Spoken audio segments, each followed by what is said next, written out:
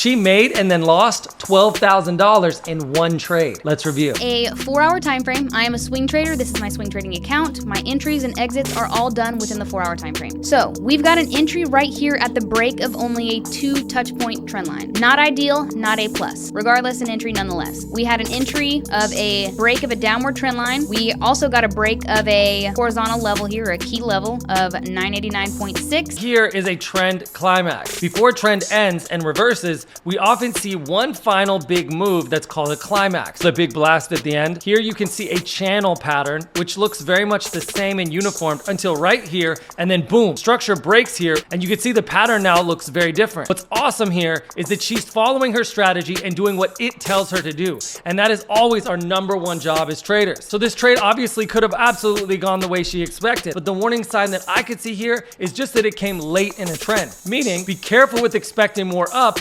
after a lot of up. You might actually be arriving to the party just as it's ending. As soon as I got in, price continued to do absolutely nothing. We've got something that my uncle used to call a non-producer, going nowhere. Finally, Friday morning, we're up almost $12,000, and then bar after bar after bar went against me, and then boom. Price finally broke the line keeping me safe, the line that my stop trails along. It finally broke it. I held a little bit longer than I would normally for this trade. She said that her stop trails along this line, but if that's true, doesn't that mean she would have been stopped out as soon as the line was broken? Yet she continued to hold. That doesn't make any sense to me. Tori, does that mean that you weren't using a trailing stop? I've made this mistake myself, and I'm far from perfect. But what is the point of making a rule for yourself if you don't respect it? I was down about $8,000, and that's when I got my indication that I needed to close. But I held and I held and I held. I do not understand this. A trailing stop means you don't hold. You just get taken out immediately and it stops the bleeding. And traders use them to literally protect themselves from this exact thing that happened to her. So is she using a trailing stop or not? I was down about $8,000, and that's when I got my indication that I needed to close. But I held and I held and I held a little bit longer than I wanted to, and closed with $13,500. Closed with $13,500 or closed with a loss?